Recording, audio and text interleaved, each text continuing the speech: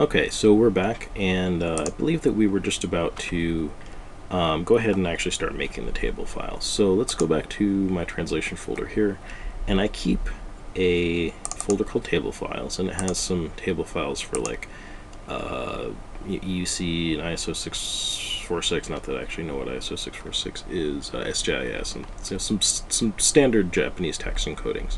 But I've made it what's called a base table here, what I call a base table, and it's basically all the I think it's 8-bit values, like 00 through FF.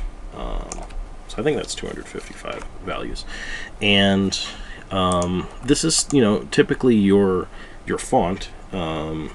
Your script is going to exist within these set of values unless it uses like double 2 byte encoding. So let's go ahead and save this. Go ahead and, whoops, actually I've already saved it. We need to save as. And we're going to save it in our thing here, Madou Monogatari III, our project. So we'd call this like Madou 3 table, and we give it a .tbl extension because that's what the hex editor is expecting, and it's also expecting it to be encoded in Shift.jis. Let's go ahead and do that. Hit save. Now I've actually already made this table, but we're gonna remake it. So let's go ahead and close this here. Close that too. That was that same tail table we used. Okay, so here's just a fresh table. And what we can start with is the stuff that we've figured out so far. So this is in translocation. Our match is 12, 1B, 28, 1F, and 2E. And that is for, if I remember correctly, here we go, Ushi no Tama. So in our table file, we're going to start off with 12, which is U, 1B, which is what she, 28, which is no, 1F, 1F, which is ta, and then 2E, which is ma. I believe is what these were, Ushi no Tama. Okay, so so you can see this is how these were encoded in a completely different game. You know, U was 2F. In this game, U is 1-2. And from this, we can basically start to extrapolate how the script is just based on the alphabet. But that doesn't give us nearly enough of the whole picture. So what I'm going to do, and what I've already done, is open this up into a font. It's really a font. It's a graphics tile editor. So so we're going, basically what this lets us do is it lets us open up completely binary data, and it lets us choose our graphics format, and it's going to try to show the data in here as graphics, and if it's graphics, then it's going to look kind of like graphics. So because I want to illustrate what this looks like, let's reload this. So first, to start off with it as a Game Gear game, it automatically recognizes that the graphics in this game are typically going to be stored as 4 bits per pixel. Now again, I'm not super savvy on all the terminology and things like that. But as far as I understand it, 4 bits per pixel means that there's going to be 4 bits representing each pixel of graphical information. And that's going to just allow you to have more information per pixel, which I assume really just relates to the color data. So you might be able to include like RGB values, you know, as each of those pixels is going to be represented by, like, let's say 3 values, one for red, one for green, one for blue, and I don't know, something else. But this this font, it's just black and white, and typically the fonts are stored like that. Unless you can tell that there's multiple colors to the font, it's probably just 1 bit per pixel. It's either going to be like on or off. And so if we do that, I'm literally just going to page through this data, and I'm going to see if I see something that looks like the font. So let's go ahead and search through here, and I saw it right there. So there it is. Now you can see it's a little bit, it's not displaying, so you can see the whole thing really well. So we're just going to shift the, I don't know, like the position of this here where it starts reading, and this can give us a clearer view of what this font looks like. Now, typically, the encoding is going to match the order that these tiles appear in the ROM. So this can give us a lot of information if that's the case. It's easy enough if you know the Japanese alphabet to fill in, like, from here we've got U, so this is going to be A, E are the first characters in the Japanese alphabet. So we've got A, E, U, E, O. So that's, that's pretty normal. But what shows up before here? This is what we're interested in. So let's go ahead and take a look at the font. So this can help us figure out this information. So we have a period, a comma, and these are two diacritical marks, like a Dokten and Handokten, I think it's called, and a kanji for money, and then we've got our numerals, and that's it. So as far as I know, this is going to be, well, actually I know what it's going to be. Let's just go ahead and load our actual table file here. It's not the actual table. This is the actual table file. We just haven't filled it all in yet. But if I fill that in, we get this information here. We've got the numbers up here, and we've gone ahead and we've just filled out the rest of this whole, just everything that how this font shows it. We just fill all that out right down to this copyright symbol here at the end. Okay, so let's go ahead. Actually, I want to sort of bring this back to a state where it was before we had before we'd added in a little bit of this stuff. So let's just go back to the table files, and we'll pick our base table, and this is going to be from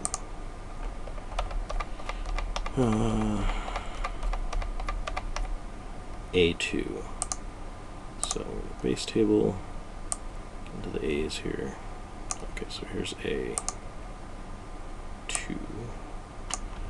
So what we're going to do is go to this table,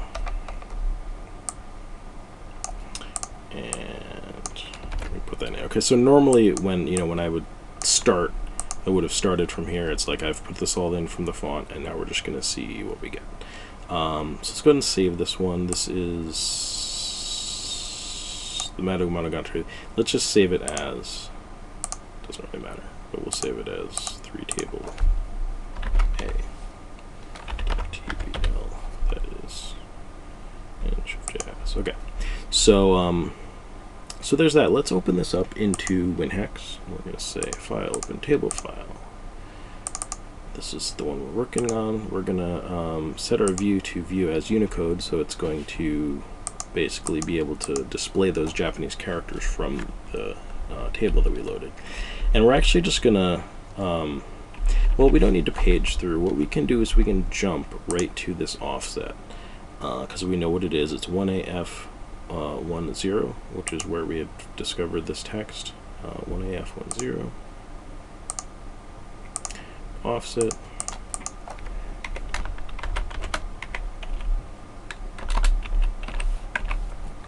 Okay, so here we see our text. So what we want to do is we just kind of want to confirm that everything looks good, and our table file that we built from our font isn't incorrect in some way. So let's take a look at the game. We have boku wa. Here's our punctuation, adudu, and then another punctuation there. Madou shi no tamago, and a period, and that all looks perfect. So so it looks like, I'm going to assume so far that we have good information in here. If you look at the rest of this, it all looks like Japanese. But what we want to see is those things that we haven't figured out what they are. So let's go ahead and we'll remove the 00. We'll remove all these that we put in here, because these are basically just displaying as nothing currently over on the side here.